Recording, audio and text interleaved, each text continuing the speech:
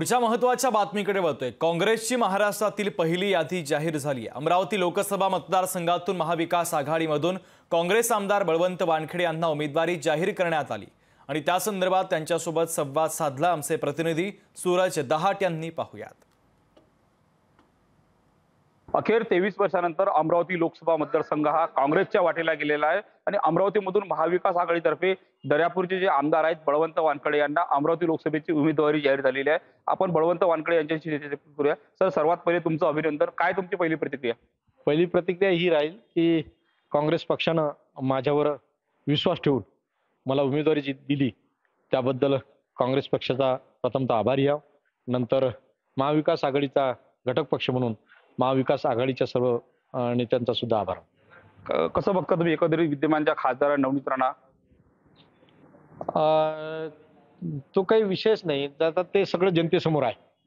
काय प्रश्न होते, काय प्रश्न त्यांनी मांडले आणि शेवटी कुठलं तरी कोणा तरी नेत्याला टार्गेट करून त्या फक्त तेवढाच त्यांनी अजेंडा ठेवला आणि विकासाच्या कामाकडे पूर्णतः दुर्लक्ष केलं।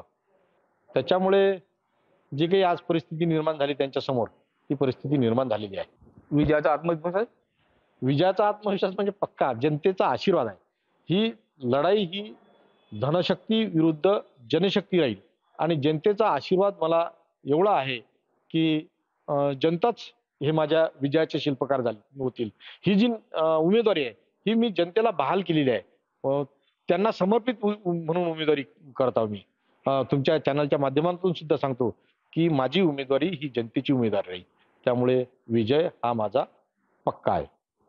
हिचे तर जनशक्ती विरुद्ध धनशक्तीचा जो मुद्दा आहे तो या निवडणुकीमध्ये गाजणार आहे, अशी जी प्रतिक्रिया आमदार बळवंत वानखेडे यांनी दिलेली आहे। तसेच 5 वर्षामध्ये विद्यमानच्या खासदार नवनीत राणा यांनी कुठल्याही विकास कामं केले नाही असा घणाघात जो आहे उमेदवारी जाहीर होताच बळवंत वानखेडे यांनी केलेला आहे। त्यामुळे आगामी काळामध्ये बळवंत वानखेडे यांच्यासोबत कोणाच्यासोबत निश्चित लढत होणार हे आगामी काळामध्ये कळेल।